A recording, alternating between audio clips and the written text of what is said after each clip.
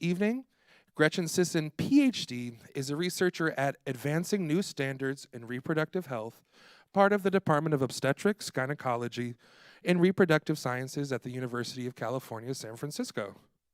Her studies on adoption have included hundreds of in-depth interviews with women who have relinquished infants for domestic adoption over the past 60 years, with a particular focus on women who have relinquished since Roe v. Wade.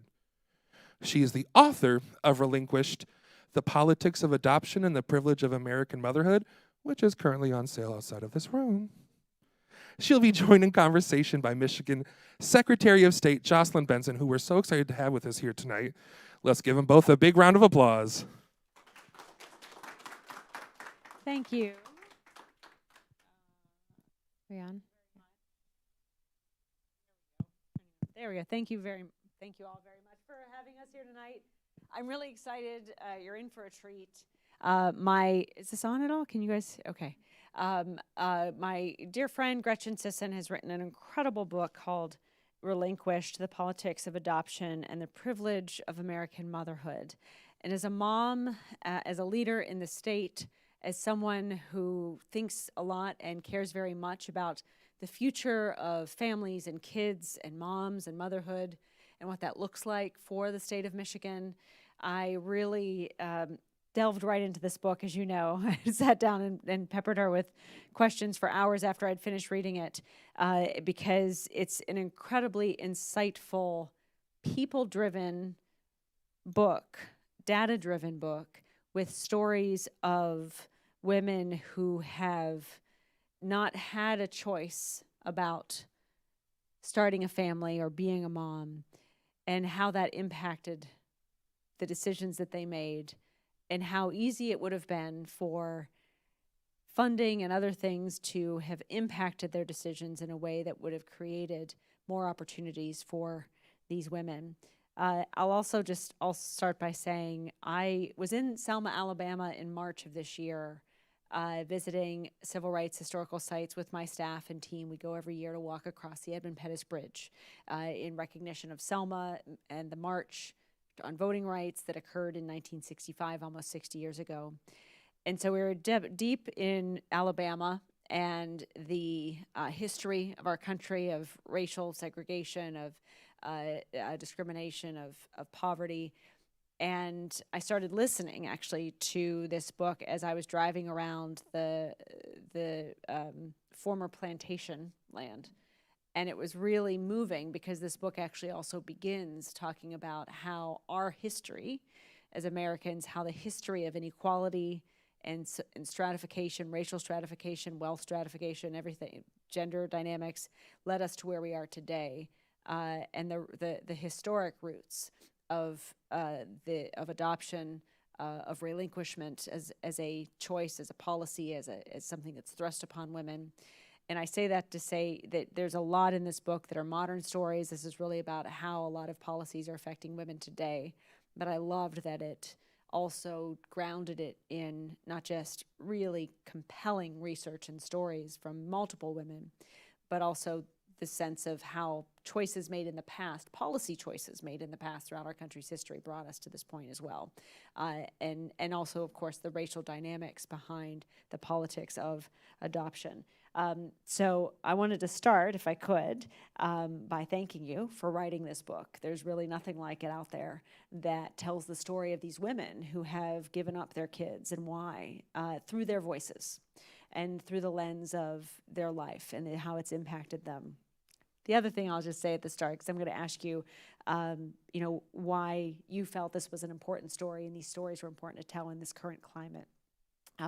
The other thing I'll add is the way that this book begins, beyond the historical component in the first chapter, the introduction, is a story of a family that chooses adoption, and everything, and of course, you will tell this much better than I will, but everything seems right. Like the birth mom wants to, seemingly chooses, and is very, has a lot of agency in choosing adoption. The family seems wonderful and perfect, and for lack of better words, and everything seems to be set up in a way that you would never expect things to go awry or wrong for anyone involved in the expanded family of adoption created through adoption. And yet, and I sort of stopped, and I think I texted you, and I was like, what happens?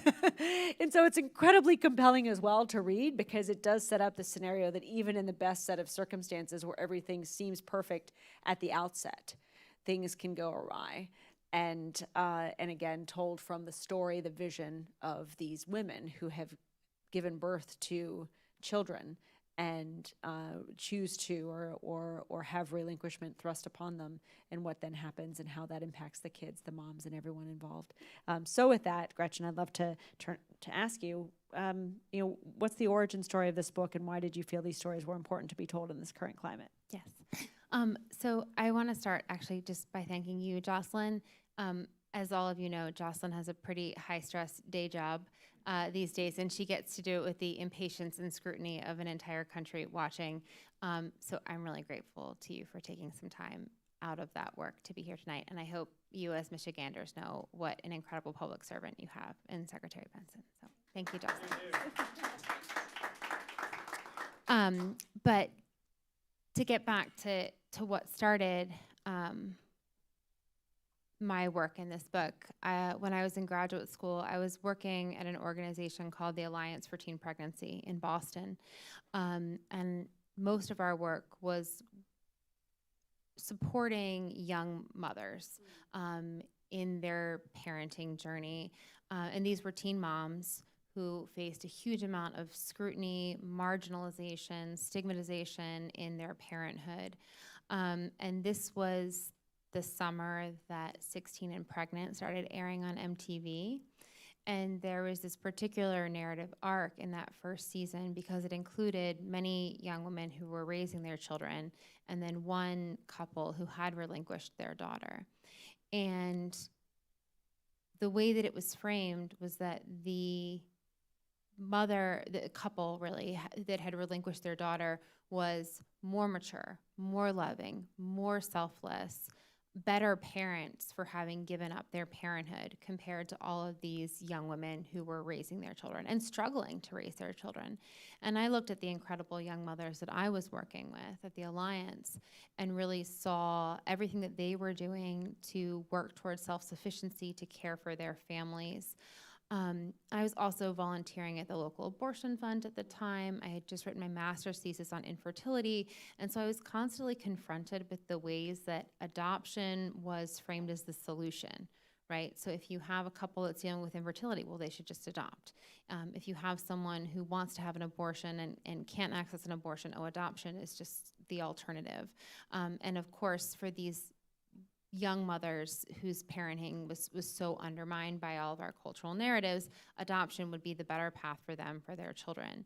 And none of these stories were actually about people who were living the reality of adoption. And so I began that work for my dissertation. That was 14 years ago at this point, and I had no sense, one, I didn't know I was writing a book.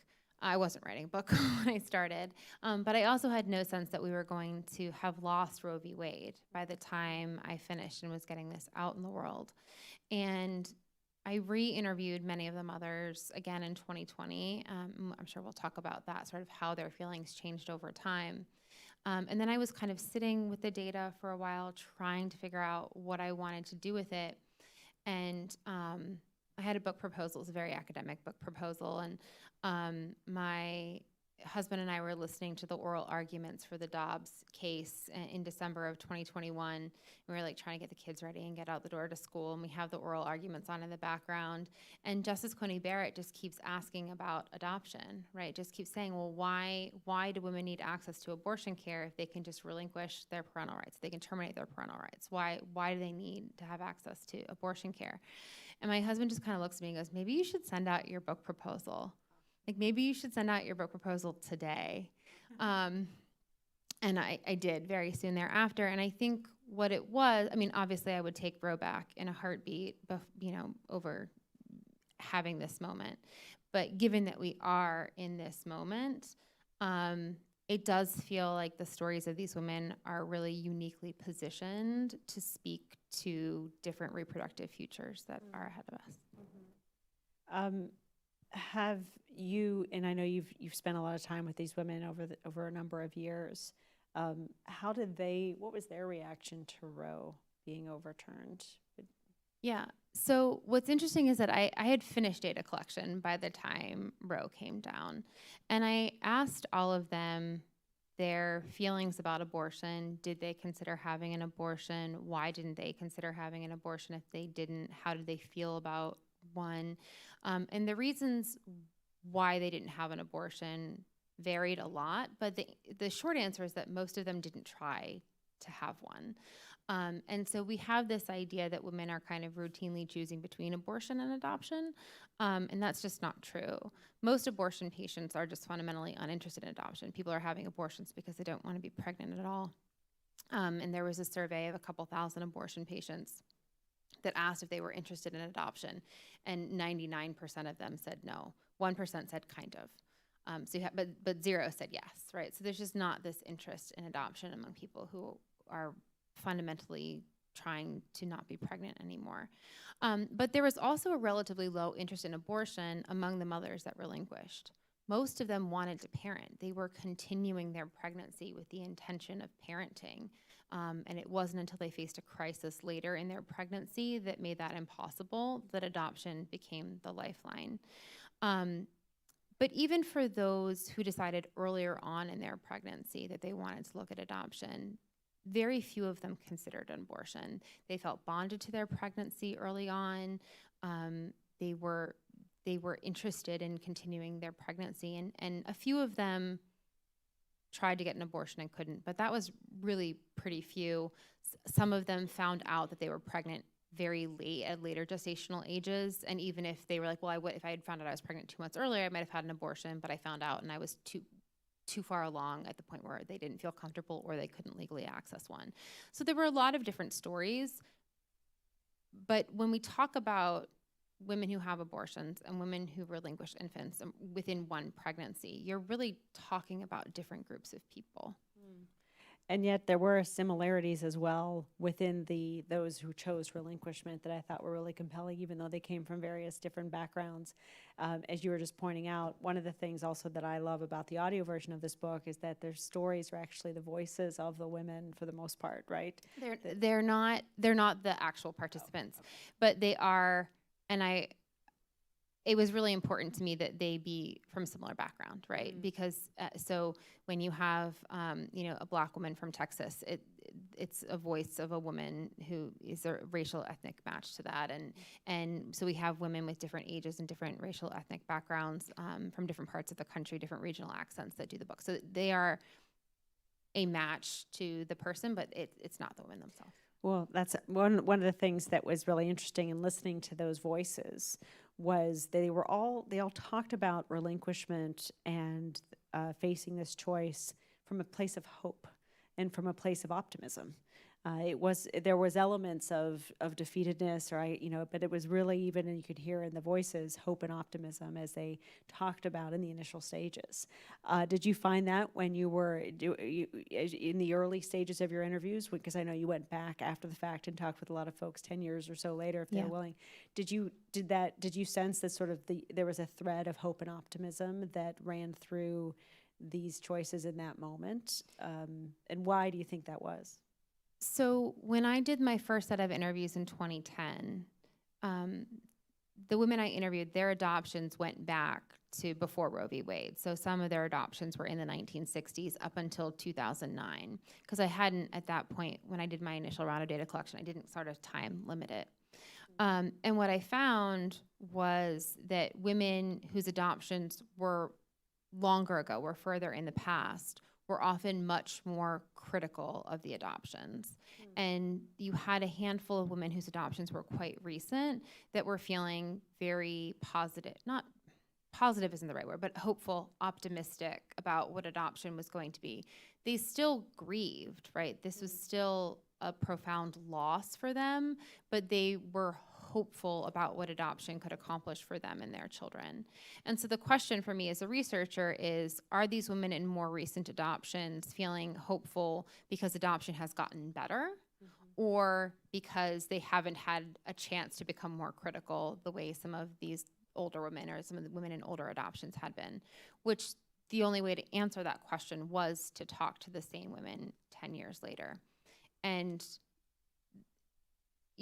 I had some hope that, maybe adoption has gotten better, right? Maybe the system is working for people. I was skeptical that was the answer. And then, of course, it wasn't, because so many of the mothers that had been the most, it almost was like the more hopeful they had been in our first interview in 2010, the more cynical and disappointed they were in our second conversation. What do you think the root was of that, or how did you see them talk about that shift?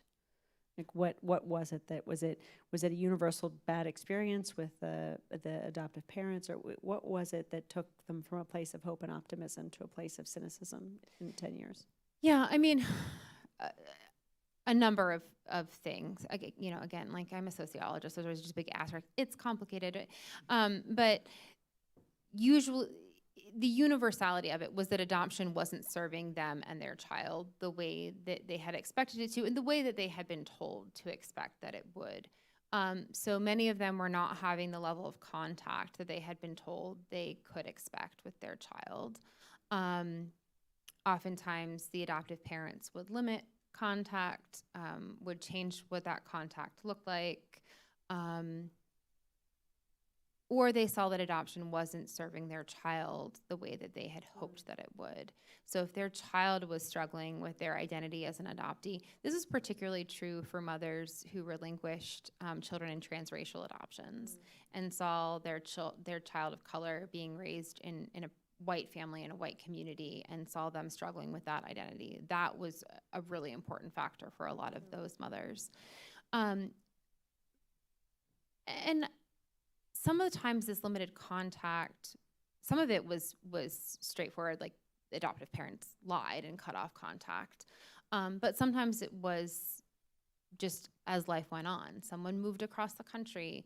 The mothers would move on. They would have more children. They would struggle with how to figure out how to manage those relationships between the children that they were raising and the child that they had relinquished. And it would get to a very hard place. And some of them felt,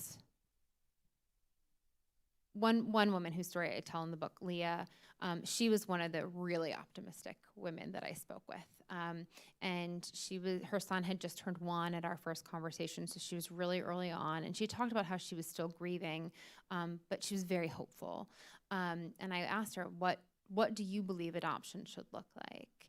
And she said, every adoption should look like mine, right? Like, she was in this really hopeful place. She had what she felt was a great, strong relationship with her son's adoptive parents. She felt well supported. I mean, she nursed her son for a long time. She was pumping breast milk for a long time. The adoptive father would come pick it up because everyone was local. She went to his christening. They had pictures of her up on the wall in their home. And so this seemed like, on the surface, very set up for success. When I spoke with her 10 years later, I said, you told me 10 years ago every adoption should look like yours. And she's like, yep, that sounds like something I would have said. And I said, how do you feel now? And she said, this adoption never needed to happen. And she had grown up in a really conservative evangelical church. She felt like she was very seriously judged for being pregnant without being married. No one was supporting her. No one was saying, this is what parenting could look like for you. And that this was just sort of the presumptive path that she was pushed towards. And it wasn't just, oh, this is best for you, but this is your salvation. This is the salvation for you and your child. And this is what's necessary for his spiritual well-being. And that looking back, and she still saw them. She was still in good contact with them. But in this particular case, her son had some neurodivergencies that became apparent as he got older. She had gotten married. Her husband had a similar set of neurodivergencies to her son. She goes, he would have been a great stepfather. to him. And she saw his adoptive parents struggling to understand this child, to know how to relate to him, whereas she actually felt that her home might have been a space that was more understanding. This is a really specific example, obviously, of what this can look like.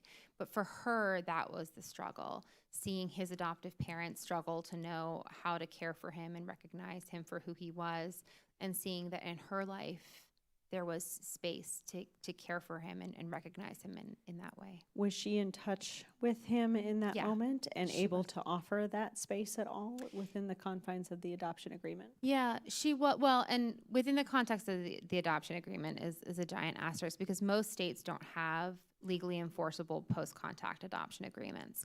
So most of these are just, gentlemen's agreements, and adoptive parents can often change them at any time, or just not follow them because they're just sort of there and not enforceable. And even in some states where they're enforceable, a lot of these mothers don't have the resources to pay for an attorney to make them enforceable. Or in California, we have PACAs, post-adoption contact agreements. We do have some enforceability to our PACA, but the court won't hear a violation of a PACA agreement unless you've gone through mediation first. And if the adoptive parents decline to go through mediation, there's a lot of ways that these are fairly weak commitments. She was in contact with her son. They would have sleepovers a couple times a year where he would come spend the weekend with her and her husband. He was a teenager at this point. And she talked about how after he left, she would need to take the Monday, sometimes the Tuesday off of work, because she would go into a really depressed place at needing to say goodbye to him again. Which is why when we talk about open adoption, we usually think of openness as like a favor to the birth parents. And actually, for a lot of the women I interviewed, the openness was deeply painful, and they were doing it because they believed that's what their child needed. And so for them, it wasn't necessarily protective of their mental health and well-being. And it just required this ongoing re-experience of their own pain to hold that. Yeah, I sort of contrast in that story with another one that really sat with me, of a woman who wanted desperately to see her child. And I think you had been in the park that their child went to. And it was likely, I think you said that you had perhaps seen their kid when they hadn't seen their kid. Yeah. And so the other, and it's stuck with me, because here was someone who wanted to see them, couldn't, and yet if they were simply just anyone else in the world, they could have. Yeah. That was an interesting moment for me, I guess, as a researcher and as a person. So I had done this interview, and obviously I knew her daughter's name. I live in San Francisco. Her daughter was being raised by parents who were also in San Francisco. She shared, I respecting the anonymity of my participants, but she told me a little bit about her child's school. I knew what school her daughter was going to, and I knew her daughter's name. And I'm on the soccer field with my child, who's the same age as her daughter. They were both, I think, I think maybe still in preschool, because we were all quarantined when they were in kindergarten. But anyway, her daughter's school is on the next field, and I hear her name, and it's a unique name. And I know this is her daughter, right? I know this is her daughter right here in front of me that I can see. And I know that she hasn't seen her daughter in a couple of years, and has had that contact limited by her daughter's adoptive parents. As a researcher, how did you feel in that moment where this, a subject of your research and their pain becomes very real and apparent to you right there when you're with your family? Well, for me, it was a moment of recognizing that these stories are all around us. They're not stories about other people, right? And when we think about adoption, the visibility of adoptive families is what we see and who we know. And the ways that our cultural narratives have made the families that are separated by adoption invisible, and the families that are formed by adoption very visible, reflects who we invest in publicly, right? Who we feel a commitment to valuing because we feel a commitment to seeing them. And so I see this family, and because I have done this interview with this little girl's mother, you know, I know what's missing, right? I can see what nobody else can see on the field that day. And I will also say to to that point, I also want to recognize Kate, Dr. Kate Livingston, who's here, who's one of the participants in the book, just in the spirit of making things visible. Kate is actually the one participant in the book who is named, and not just shared her story with me, but was an incredible partner as I was working on the manuscript. So for me, my participants weren't just like data subjects. They were people to be involved in the creation of this work. And I feel grateful that I can recognize Kate by name because she is named in the book. Everybody else has a pseudonym, so I don't have the opportunity to do that. But I'm very grateful to everyone who shared their story with me, including you. That's great. And as you went along as a researcher, how did your research change your own beliefs about adoption or pregnancy decision-making and motherhood entering into, I mean, obviously you became a mother throughout the research, right? And did you see, you know, how did where you were yourself 10 years when you began the research in 2010 to where you culminated it in 2020 or so? How did it change you to do this work? Well, I don't think I knew anything about adoption when I started, right? I was looking at adoption as, I think I was probably more critical than most people because most people look at adoption as this sort of unequivocal social good and necessity. And I had read Ann Fessler's brilliant book, The Girls Who Went Away, which was about adoption before Roe v. Wade and the maternity home system. And so I had some inclination of what adoption's history was like that maybe gave me a little bit more of a critical perspective. But I don't think I understood at all to what extent that legacy continues in the way adoption is practiced today. And again, when I began this work, as you said, I didn't have children of my own, and I had 3 by the time I finished my data collection. And I think having my children helped me understand the stories in a different way, because none of the mothers who relinquished their children did so because they loved their children any less than I love mine, any less than you love your son. That was never the reason that they were separating from them. And I think understanding that on a fundamental level was very different for me after I had my children. And also just recognizing how vulnerable everyone is during pregnancy, at birth, soon after birth, and how much support everyone really needs to make this work. And how so many of these women were just falling through the cracks because they didn't have anyone around them to make a different option feel possible. Yeah, and the idea of them being seen versus, or you know, them being unseen, I should say, and then others, their adoptive parents being seen, also plays out in the policy arena too, where you see policy making favoring the seen families that are formed and not the unseen families that are torn apart. And I was really also impacted by what you talk about towards the end of the book about a policy making that would see these women and recognize that in some cases, I think one of them talks about if they had had $1,000 when they were pregnant, they never would have relinquished their child. And of course, that changed so many lives. And so what's a message for decision makers, policy makers, or those who are in that sphere of how to see and then act accordingly these women whose families are being taken apart through relinquishment and adoption?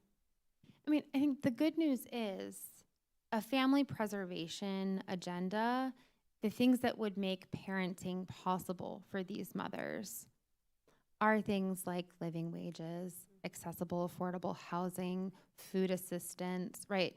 And that is not just going to help the families that are vulnerable to separation. It's going to help the millions of American families that are living in poverty anyway, even if they are not at direct risk for separation.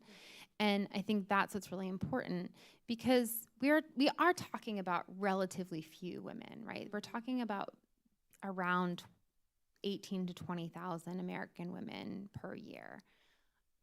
But when you look at it in the broader context of how we value or don't value certain families whose parenting we believe is worthy in investing in, then you're talking about a much bigger group of families and a broader question of how we care for people.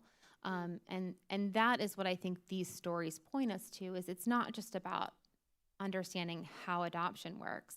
It's about understanding how adoption is a failure to invest in families broadly. Yeah, and that's what I was really struck by. It's essentially a failure in policymaking that leads many women to have to relinquish their child.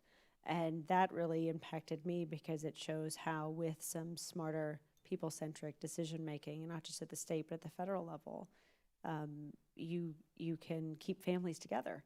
And I think something you talk about was something about, it wasn't a right to have a family, but it was something like that, this idea that we should be protecting the ability of all to be able to choose to have a family, and how much policymaking has gone away from that. Well, my lens coming from, I'm in an OBGYN department. I come from a reproductive health background. And so my movement lens for understanding this work has always been reproductive justice, right? And reproductive justice asserts a right to care for the children that you have.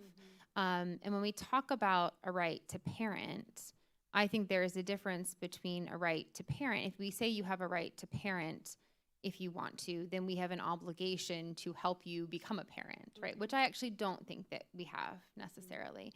But I do think that we have an obligation to help people parent the children that they have in communities that are safe for them, for their children, and that allow their family to thrive.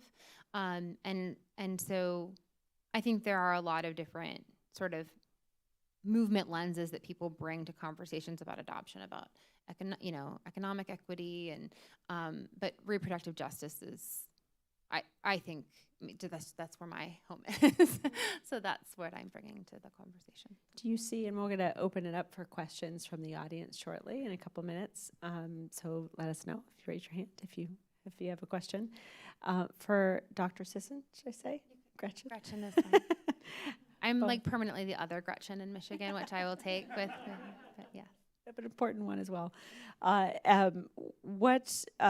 When you finished this research, what emotion did you feel? Did you feel like rage? Did you feel for these women and did you feel a responsibility to tell their stories? Did you what were you left with when you turned off the recorder or closed your notebook from that final conversation and you had conducted all of your research? How are you feeling in that moment, and were you surprised to feel that way? Well, I felt so much urgency. The book sold in April of 22. And so I sort of started working on it, but sort of didn't as things go. And then the Dobbs decision leaked. And then the Dobbs decision happened. I should say, I was in Michigan on the day that the Dobbs decision was decided. I was at my friend Lauren's bachelorette party. I was not a very good bridesmaid that weekend. What a day to have a bachelorette party. She just dropped me off at the coffee shop and came back and picked me up a few hours later because I was like, I think I need to work for a little while. That's a good friend. Yeah, great friend. Wonderful friend. But I felt so much urgency while I was writing because I really believed that these women had something to say about what was going to happen next and where we were going to go. And I was also getting all of these calls from reporters being like, are adoption agencies going to be able to handle the influx of babies? And they were annoying. And I was sort of like, yes, that is what they've been working towards, right? Our demand for adoption is so much higher than the supply of adoptable infants. And so many of our adoption agencies are affiliated with the anti-abortion movement, are affiliated with conservative church systems. This is what they have been working towards. And so I felt like the women who had shared their stories with me really had something to say at that moment. And so I think by the time I finished writing, it just felt like a relief to be able to get them out in the world. And then, it's very vulnerable having these stories out there and just sort of hoping that you've done them justice. And it was a tremendous responsibility and privilege to be able to help get them out in the world. So. Yeah, and it was such really powerful stories helping these unseen women be seen and their stories heard. The last thing I'll ask, and I'll open up to others, is so much of our narrative, national narrative in the post-Dobbs era has been around the adoption from a universally positive perspective. As you, from that place of vulnerability, put these stories out into that environment, how have you dealt with the reaction of some who have been, I guess, taken aback, maybe offended might be another way to say it, or felt misunderstood perhaps your effort, but felt that your position was adoption is bad, or I know you've gotten a lot of noise, as we say in the election, a lot of Not as much as you, Jocelyn. but how has that been for you as you've been sort of so intentionally, purposefully, sincerely putting these stories out there to benefit all of us, so that we can see these unseen stories and know that this walk of life for so many, and to be oftentimes met with people who try to silence you, essentially, right? Yeah. Or push back on the narrative that you have injected into their understanding of adoption. Well, I think I've always just been very clear on who I'm trying to reach with this book.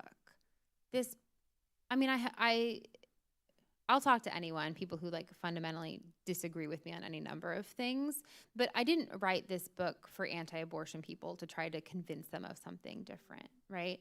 And so some of them will read it and some of them won't, and that's fine. And I wrote this book for people who I believe share values with me, right? So people who believe in reproductive autonomy, people, and the other thing is you'll hear people like, well, poor people just shouldn't have children. And I'm like, okay, well, we're not it's not for you, right? You're coming to this from a different perspective. But I think that there are a lot of people who do share these values, who want to support families, who, again, believe in reproductive freedom and autonomy and want to understand how this system is impacting people. And that's who I was writing for. And I said, again, my first obligation was to my participants, to the women who shared their stories with me. I was always very clear on that. That was most important. And then the second was people who are aligned in this way but haven't thought deeply about adoption. And I've gotten a range of feedback. I think that most of it has been good and validating. Some of it's not a comfortable book to read. I think it makes a lot of people uncomfortable because it's challenging a lot of the premise for what we believe adoption accomplishes in our country, who it actually serves. And I talk with a lot of politicians. I talk with a lot of elected people, and I'll say, why are we investing money in an adoption tax credit for private adoption? And they'll say, oh, well, we believe that adoption should be more accessible to middle-class parents, and we believe this is an LGBTQ equity issue, and we believe that this is for people who, for whom IVF isn't successful. And I said, you just said three things that centered what adults want and nothing about what children need. And that is so much of how we are used to thinking about adoption, is a way of sourcing children for adults who want them, rather than understanding the complex ways this functions, that it makes people uncomfortable. And I'm okay with making people uncomfortable. My job as a scholar is to document what I found and to tell the truth and to hold the responsibility for the people who worked with me for this book. And as long as they feel comfortable with the product, then that's where I am. So beautiful. All right. Questions from the audience? Anyone? Is there a question in the back? Oh, okay. There you go. Thank you both. Welcome to Ann Arbor, Gretchen. It's thank good to have you. Hey.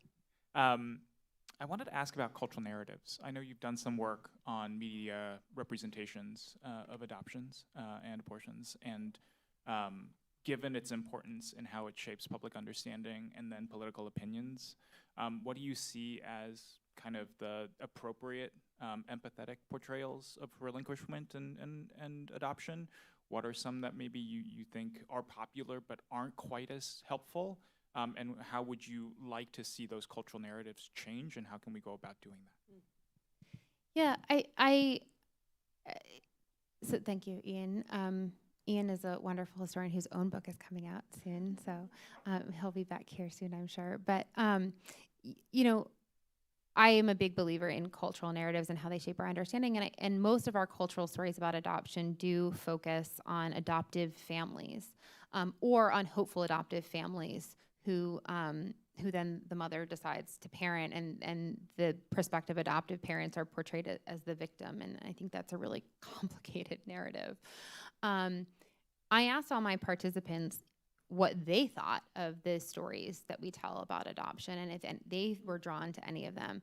And what I was impressed by was actually, like, they would pull out the same story arc from like 18 years before from ER, like this one ER story that came out. And like number of them mentions, I was like, this story is old, right? But they latched onto it because they were like, this is a story that actually addressed some of the complexity from the relinquishing mother's perspective. But the one that came up the most often was Handmaid's Tale. Oh, interesting. And the idea of this group class of women that were obligated to provide children for a more privileged class of women and families.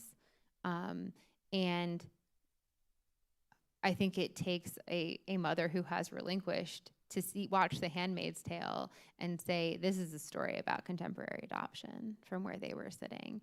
And if you go back and you watch it with that lens, and there's a particular clip where one of the handmaids sees her daughter, and her daughter's with the woman who is raising her, not really an adoptive mother in that universe, but you know what I mean. And her daughter kind of hugs her, and the handmaiden says to the mother, you have a beautiful daughter, right? And then sort of silences herself, because the only way that she can see her child is to not offend the system, right? Not upset the system and make it uncomfortable. And I mean, I heard that story over and over again. And so that's not a positive portrayal, right? But I think that the fact that the most common refrain that they were drawing on was this, dystopian theonomic society that has complete control over women's bodies and choices was what they thought most reflected their story. It's fascinating. Did you have a question as well? Yeah. Hey. So I'm bringing it over to you. So you were talking about various sort of policies and programmatic solutions around abortion, around family supports, and I'm wondering specifically around the adoption moment in that journey, what kind of policy you would want to see, or what kind of solutions you would want to see. Yeah, I mean, most of the women that relinquished were not, I mean, first of all, most women today who relinquish are already raising children, right? These aren't women that are fundamentally unequipped to parent. And many of them would go on to have children soon after the adoption, right? They are raising children already. They will be raising children soon, right? But most of them were at this moment of crisis in some way at the time. A lot of times it was around housing or accessibility of housing. So maybe they were unhoused, or they were living with a partner that they didn't feel would be a safe co-parent, and they couldn't afford a safety deposit to move out in some way. Or they had roommates, or they were worried their landlord would evict them if they had a baby, or these sorts of things that when they talk about needing $1,000, people always push back on that. Like, how far does $1,000 go? And I'm like, yeah, I know, I have 3 kids. Like, I know it doesn't go very far, right? But what they need is not $1,000 to raise their child. They need they're saying they need $1,000 to feel like another decision is possible. Another door is open for them. It's enough to move into a new apartment. maybe to buy a crib and a car seat so that they can kind of carve a space out in their life that makes bringing the baby home feel possible and tangible. So, you know, things like the child tax credit go a long way in what you're talking about. Housing assistance, affordable housing. And this doesn't even get into and my work is really squarely focused on the private adoption system, but in the book there's a lot of intersections with child welfare and the public adoption system. And there's things like when we increase food subsidies by 5% in communities, you see a 15% reduction in foster care enrollments in those families because we interpret poverty as neglect in a lot of families. So things like food assistance can make it a lot more stable and a really crucial way just to keep families together. This is like basic social safety net stuff that we're talking about. But a lot of these women are just at a really vulnerable place in that way. Other questions? Yes, in the back. Hi, my name is Melissa. Do you have any positive stories of adoption? Because I'm personally adopted within the family, and I'm just curious of any personal, like, positive stories of adoption. Yeah, I think there were several mothers that I talked with that would say, you know, this was not great, but we're like all doing okay. Not many, but there were a few that were kind of in that space of like, this is the hand that we've been dealt and we're going to keep going through. There was one woman that I spoke with who was pretty happy and doing really well. She had an incredibly close relationship with her daughter's adoptive parents. I always, if they're in an open adoption or they have ongoing contact, I would always ask, like, when was the last time you saw your child? And she was like, I haven't seen her this last week or so, but I saw her dad this weekend because my husband and I bought a new TV and he has a bigger truck than we do, so he came to help us pick it up. And she's talking about her daughter's adoptive family the same way that I would like talk about my brother-in-law, right? Where she has just become part of their family. She babysits for their daughter. She goes on family vacations, right? It was just an incredibly close relationship that she had.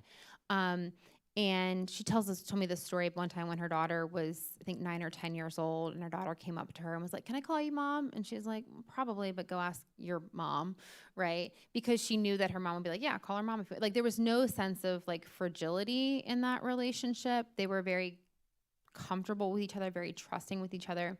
What I think was really important about that story was when I said, what do you think about the system worked well for you? She said, the system didn't work well for us. We just got lucky, right? That we have this wonderful, loving relationship. We are very close. And that is how it's worked out for us. But there was nothing about how the system of adoption worked that guaranteed that outcome, right? And so I think that you can get stories of people being happy and potentially thriving in these scenarios, but there is nothing about how we practice adoption that guarantees that outcome or necessarily even gets you very close to that outcome, because we don't offer long-term, lifelong support for a lot of these families. You know, some of the mothers said that their adoption said, "Oh, we offer post-placement counseling," and they would go to 2 sessions, and then the agency would be like, "Well, that's usually all people really need, right? Is like 2 sessions with a therapist, and like now you're good, right?" And it's very rare to find longer-term sources of support. And open adoption, even in the best of scenarios, you know, requires negotiation, conflict resolution. I always say that to guarantee that an open adoption is going to work and you're going to have a successful lifelong relationship would be the same thing as guaranteeing that everyone is always going to get along with their in-laws forever, right? Where you're sort of in this like proxy relationship with people you didn't directly choose, and you just have to be happy with them forever in an ongoing way, with a power imbalance in that relationship, and that you can't guarantee that, and the current system certainly doesn't. We have time for one more question. Anyone? Yes. I'm sorry, because people are watching on the live stream. They won't be able to hear you and talk, and you got to talk in the big scary mic. Are you aware of any other cultures or countries where open adoption is practiced in a way that it's more supportive of the families involved? There are a lot of cultures that understand different and open ways of caring for children who need care. It is not in the context of the way we think of adoption in the United States, which is a complete legal severance of the relationship between a child and their family of origin and a reestablishment of a legal relationship with a new family. So when you talk about extended networks of kinship care, that happens frequently in other countries. When you talk about sort of crisis care moments, that happen, but it doesn't happen within this permanent legal separation from one family to another, especially within a marketplace, which is the other thing that we didn't really even delve into in this conversation. But this is a market-based system that we have in the United States, which inevitably results in the commodification of children as well.